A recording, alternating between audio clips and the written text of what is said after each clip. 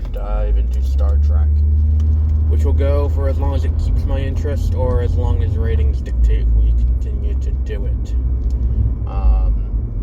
So, a little background on this. I have a few pop culture blind spots, to an extent.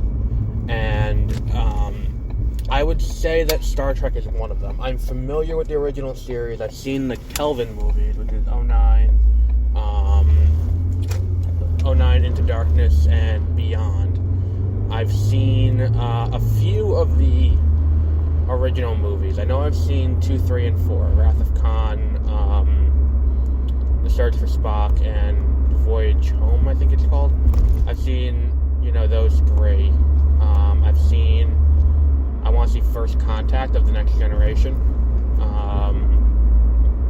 Maybe Insurrection. But definitely First Contact. I've definitely seen First Contact.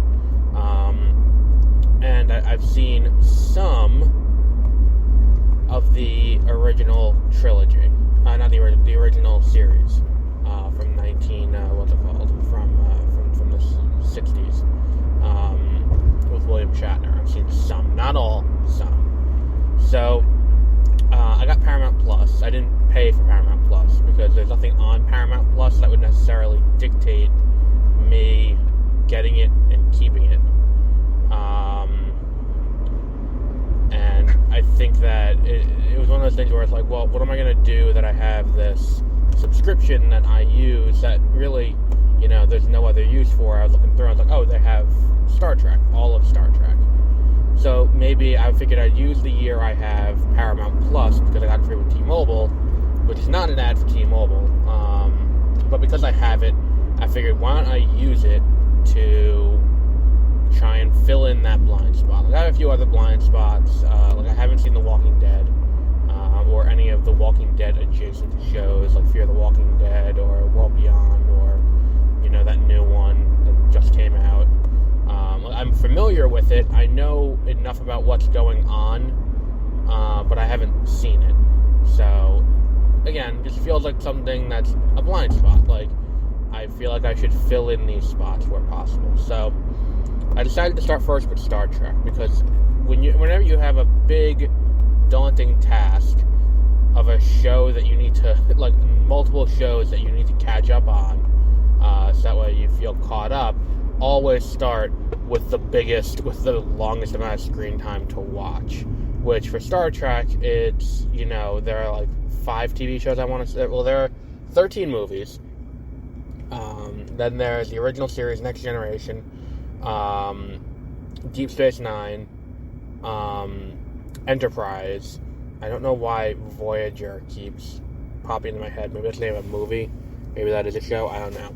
Then there's Discovery, Picard, and I feel like there's, like, one other show that I'm not thinking of. Prodigy. Maybe it's a kid's show. Maybe I won't do Prodigy.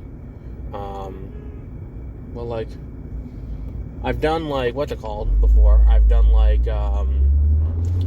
what's the word I'm looking for? I've done, like, I've covered Avatar: The Last Airbender at length, and you can fucking guarantee when Avatar: The Last Airbender's new show comes out, I'm going to be covering that.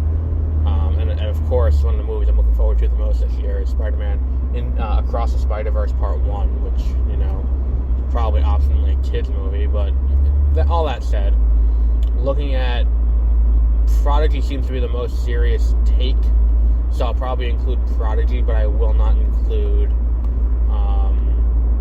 what's it called? I will not include the other one, Lower Decks, which I think it's either like a Family Guy style adult animation show, or it's a kid's show, but it's a comedy, not a space, thing. And like, this is just the first step towards, getting a little bit more acquainted with the source material and what's going on in these, vast worlds, and we'll see how it goes. So, Star Trek 1 is Star Trek the Motion Picture. I have not heard good things about this movie. Like, I don't think there's anyone who watched this movie and was like, this is good. This is a good movie. And I think that, like, it's a good episode of Star Trek, and it's 2 hours long, but I can't tell you where, like, that's the problem with this, is that it's not that it's too long, it's that it's just kind of, meandering, and, like, I feel like it could have been an episode if they just didn't make the Enterprise crew all go on to bigger and better things, then reunite them all back on the Enterprise for this mission. Now, again, I'm watching this out of sequence with the TV show, so I don't know if the TV show ended with them making Kirk an admiral, but if that's the case, and they ended the show making Kirk an admiral, and they had to spend the first half hour, 40 minutes of this movie getting everyone back into position to basically be the crew of the Enterprise again, I can buy it a little bit more. Although there's also no reason why they have to acknowledge the finale. They could just say, like, okay, and we are back in the captain's seat. And I don't think anyone would... Well, let me rephrase that. Because, the nerd community is not exactly the most understanding of internet communities. Let me rephrase that. I think there's definitely a chance that there would have been people who were like, oh, sweet. Like, if you're trying to get the general audience in on it, you don't need to sit here and explain how Kirk, gets back from being an admiral into... And then, again, this is a hypothetical, which I have not watched the original series yet. I have launched right into the movies and went boom, boom, boom, boom. And then I'm going to go back and watch the show. But I don't think that, you need an explanation as to why... If the show ends with all these characters going their separate ways off of the Enterprise, I don't think you necessarily need an explanation as to how they get back to the Enterprise in the way this show does. You get a lot of, money shots of the Enterprise in space, which, if that's cool, I guess. There are a lot of shoddy effects all over this show, this movie, and it's one of those things where it's like, in a TV show with a TV budget, it's forgivable. Like, again, I don't fault The Flash for its TV budget when things look shitty. Like, there's that fight between the Forces and the Speed Force and Barry and all that in Season 7, and it just looks god-fucking awful. Like, it is atrocious, it's disgusting to watch, but again, it's pretty ambitious for a TV budget, so, I feel bad faulting them for that. This is not a TV budget. This is the budget of a major motion picture put out by Paramount. So I think that, you can be a little bit... Now, I'm not 100% certain what was the standard in the era. I didn't write down what year the movie came out to be able to say, oh, okay, these effects are about par for the course. But looking back on it now, if someone were to go back and watch this, because of how dependent it is on computer-generated images that don't... that the technology wasn't quite there for yet when the movie came out, it does beg the question as to why that's needed, especially considering Wrath of Khan kept that to a minimum. Like, all the other movies kept the CGI to a minimum if they couldn't do it. So you end up with these sequences that are like, oh, that's weird. And it just kind of looks strange. So, yeah.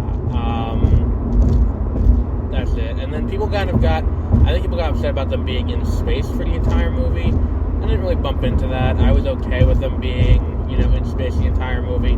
I think it's kind of refreshing considering that, other movies of the era, like Star Wars, and even the Black Hole I like, because they stay in space the entire time. Like, if I want to watch people run around on a planet, I'll watch any other movie, because that's all any other movie is.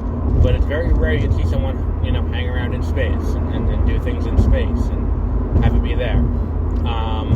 The plot is kind of, and that's the thing too, the plot's good for an episode of the show, because if I remember correctly, there's an episode of a show where they go to a planet, and it was the AI, I want to say Lee Merriweather was in the episode, there was an AI on the planet that, was there to defend the hive mind of the AI, and it's it's a surprisingly good, it's a good episode, But this kind of feels similar to that. It's just 2 hours long. And 30 to 40 minutes of that is getting everyone back to where they were, where Bones and Scotty and Kirk and Spock aren't even on the ship, and they got to come up with contrivances as to get them back on the ship. And it's like, well, there was no reason why they had to be off the ship besides to pad the runtime. And I know Kirk being an admiral is it does come into play in later movies, especially like, Wrath of Khan and all of that, but I don't think it's necessarily needed here.